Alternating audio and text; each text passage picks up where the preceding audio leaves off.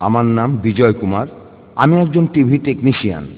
Doctor Zakir নায়েকের কাছে আমার প্রশ্ন, ইসলামে পুনর্জন্ম বলে কিছু আছে কিনা? কিছু মুসলমান বলে যে পুনর্জন্ম আছে। আরেকটা প্রশ্ন হলো, কিয়ামতের দিনটা আসলে কি? ওই দিনই যারা মারা যাবে তাদের বিচার কখন হবে?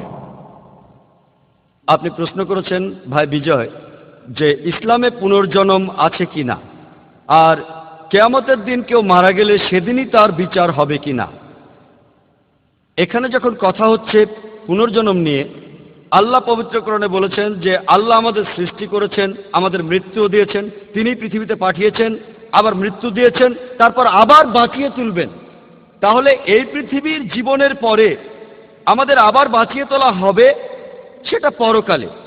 তাহলে আপনি যদি মৃত্যুর পরে জীবন নিয়ে বলেন হ্যাঁ ইসলামে পরকাল আছে, কিন্তু আপনি যদি হিন্দু দর্শনের মতো কোনো নিয়মের কথা বলেন, সংস্কারের কথা, যেটা বলছে আপনি জন্মাবেন, মারা যাবেন, তারপর আবার জন্মাবেন, আবার মারা যাবেন, যেটাকে বলে জন্ম আর পুনর্জন্মের চক্র বা পুনরায় জন্মগ্রহণ করা, তাহলে না, আমরা একবারই দুনিয়ায় এসেছি আর একবারই যথেষ্ট। যদি ভালোভাবে দেখেন, আমি বেদের একজন ছাত্র, হিন্দু ধর্মগ্রন্থগুলিরও। এই সংস্কারের দর্শনটা এসেছে ভগবদ গীতার একটা শ্লোক থেকে। 4th অধ্যায়ের 22 অনুচ্ছেদে আছে যে মানুষ যেমন পুরনো কাপড় চোপড় ছেড়ে নতুন কাপড় চোপড় পরে, একইভাবে আত্মা একটা শরীর ছেড়ে নতুন আরেকটা শরীরে প্রবেশ করে।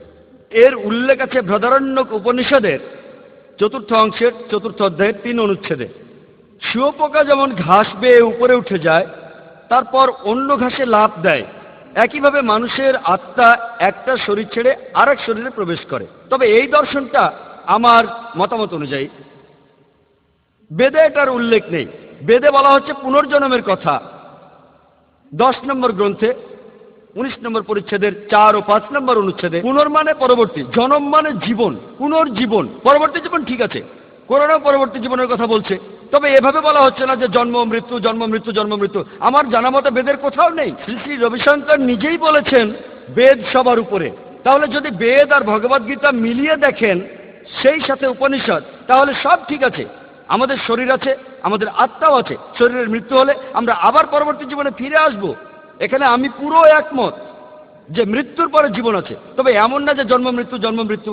এই দর্শন বা সংস্কারটা এনেছিলেন হিন্দু পণ্ডিতরা, কারণ তারা আসলে বুঝতে পারেননি যে কেন একজন মানুষ জন্ম থেকেই বোবা, কালা, কারো হৃৎপিণ্ডের মারাত্মক অসুখ, কেউ হয় স্বাস্থ্যবান, কেউ অসুস্থ হয়, কেউ বড়লোকের ঘরে, কেউ গরিবের ঘরে। তারা যে দর্শনটা আনলেন সেটা হলো কর্ম, মানুষের কার্যকলাপ, বিভিন্ন কাজ যেটা করবেন ধর্মের নিয়মে।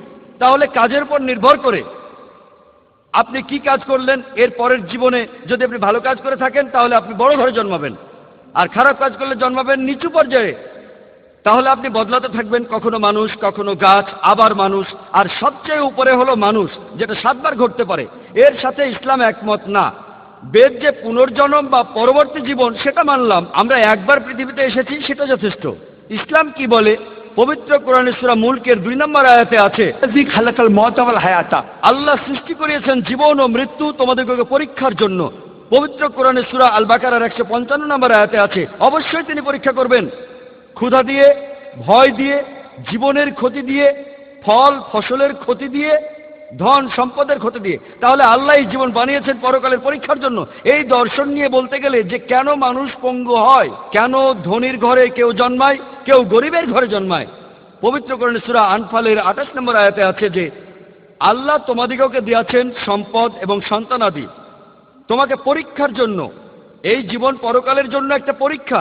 তাই কাউকে আল্লাহ পাঠিয়েছেন বড়লোকের ঘরে, কাউকে গরিবের ঘরে। এটা আসলে পরীক্ষা। এখন ধনী লোকদের আল্লাহ বলেছেন প্রত্যেক ধনী লোক যার অতিরিক্ত সম্পদ আছে তারা 85 গ্রাম সোনা জাকাত হিসেবে দেবে, প্রতি বছর 2.5%। গরিব লোকের কোনো জাকাত দেওয়া লাগবে না। আমরা বলি যে গরিব আদমি টাকা পয়সা নেই, জাকাতের পরীক্ষায় সে পাবে 100-তে 100 মার্ক। ধনী লোক ঠিকভাবে জাকাত দিতে পারে, আবার নাও দিতে পারে। যদি সে পুরোপুরি জাকাত দেয় তাহলে 100-তে 100 নম্বর পাবে, অল্প জাকাত দিলে অল্প নম্বর পাবে, কোনো জাকাত না দিলে পাবে 0। গরিব লোক জাকাতের পুরো নম্বর পাবে। একটা পরীক্ষা।